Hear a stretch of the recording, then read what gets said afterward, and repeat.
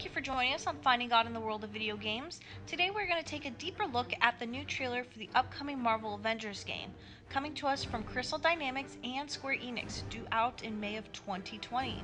And there aren't many licenses bigger than Marvel's Avengers. It's completely taken over the cinema. We've got box office records falling left and right with each of the movies that come out. Obviously, it's had a huge presence in TV. It's about to be a massive presence at the heart of the new Disney streaming service with a lot of new original content for that. And while there have been some solid outings from the LEGO gaming series, the gaming universe as a whole has been waiting anxiously for details on a true next-gen gaming experience that would do these larger-than-life characters proud. So, have they succeeded? Well, I'm going to be honest with you, I was really looking forward to this game. I'm a massive fan of the Marvel Cinematic Universe. I've seen every movie multiple times. I was really excited to see how the game developers were going to put this together. I already have a very distinct concept of these characters from the Marvel Cinematic Universe. You know, I love their personalities, how they look, how they sound, and how they react to one another. So when I saw this trailer, I was actually really disappointed to see that these characters didn't look or sound anything like what I'm already accustomed to.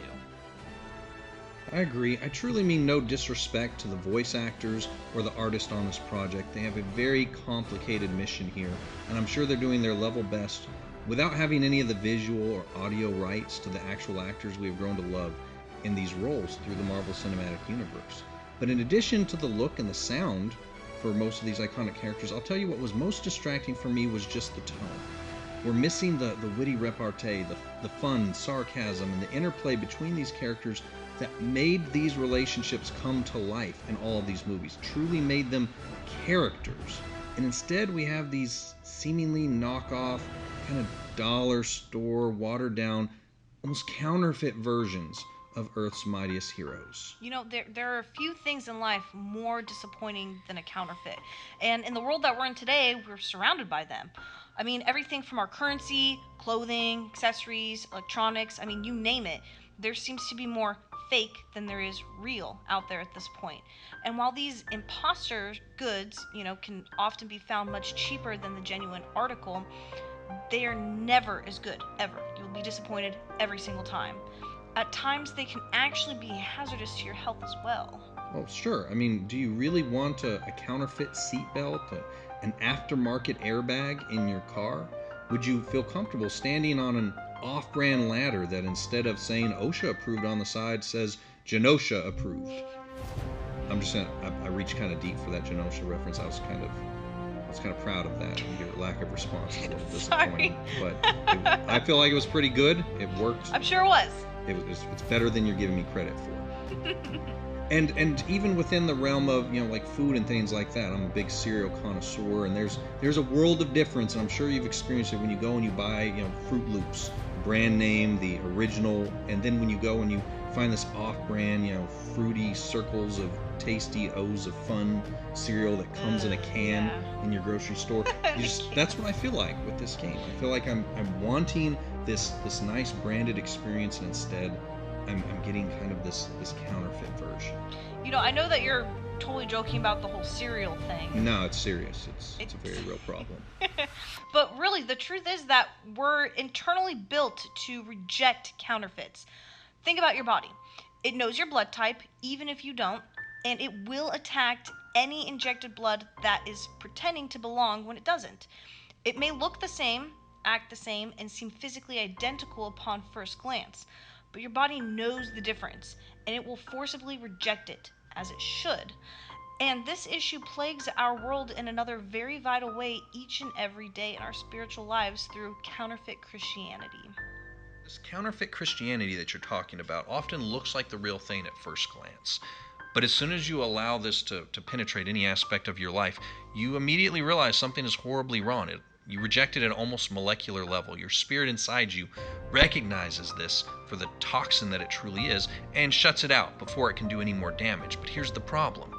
Fear of the counterfeit has left us in a world that now rejects the authentic as a defense mechanism. Just the other day I was speaking to someone about God, and they immediately threw up a wall due to their prior experiences with a fake Christian who had completely ruined their taste for anything real.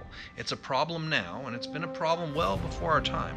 If you take a deeper look In 2 Timothy 3, we'll see that the Apostle Paul addressed this back in the early church. He may have wrote these words 2,000 years ago, but its relevancy reads straight out of the evening news. As you go through the text, the key phrase here is having a form of godliness, but denying its power.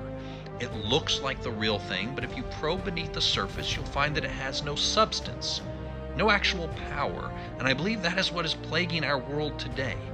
Weak, powerless, pointless, superficial, fake Christianity. People are sick of seeing something that isn't real, and after observing it so many times, they're simply closed off to any more foolishness. And why wouldn't they be? They have been disappointed, misled, and hurt by people who claim to represent their Creator. And after being burned enough times with the counterfeit, many people simply stop believing that something authentic actually exists at all. But now for some good news. The presence of the counterfeit proves the authenticity of the genuine.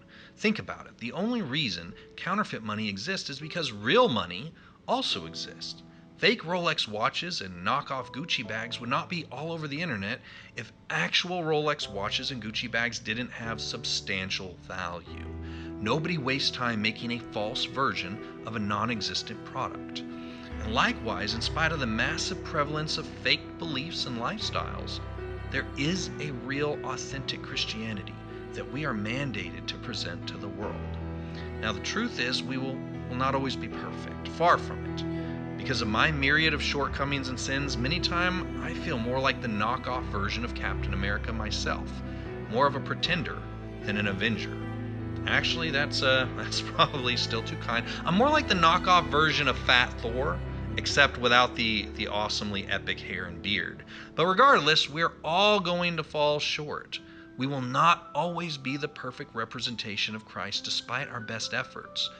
But we must continue to present both our faith in Christ as well as our continuing struggles to walk the walk with authenticity to all who are observing.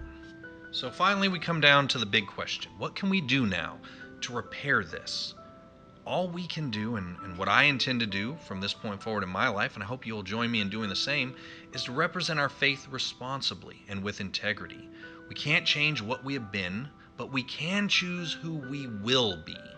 If someone tries to compare me to their ideal vision of what a Christian should be, I'm just going to tell you, my past will surely disappoint them.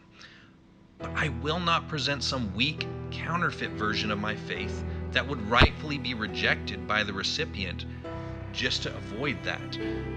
We have a mission to reach the world with the gospel, and we must do it with sincerity and authenticity. The world is begging for something, anything real. And if you have chosen to follow Christ, then you have what they are looking for. I truly hope that this Avengers game irons out the kinks and delivers a title that's worthy of this license. And if it does, I'll be the first to sing its praises. But more importantly, I hope that this has encouraged each of us to look at how we represent ourselves and our faith to all who are watching us. We have a legacy and a responsibility to deliver the real to all who we come into contact with. A real yet flawed Christian, it's kind of like a partially torn $100 bill. I don't know if you've ever had one. It can be kind of disappointing when you find it and you're like, oh, this is messed up. It may not be perfect, but it still hasn't lost any of its value unless you choose to disqualify it. Likewise with ourselves. Unless we choose to disqualify ourselves, we have not lost any of our value as a messenger of Christ. That bill is still worth $100, and even the best looking counterfeit has zero value compared to a damaged, faded, old, torn $100 bill. So the choice is yours. Will the real Captain America please stand up?